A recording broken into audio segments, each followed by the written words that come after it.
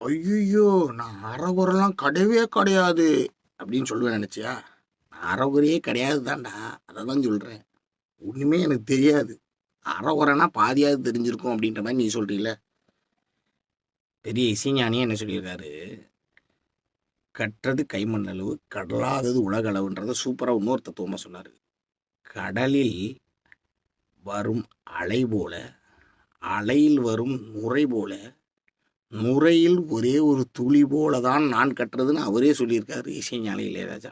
அவ்வளோ பேர் மியூசிக்கில் அப்படி கரைச்சி டபுள் ஹேண்டில் நோட்ஸ் எழுதுகிறவர்.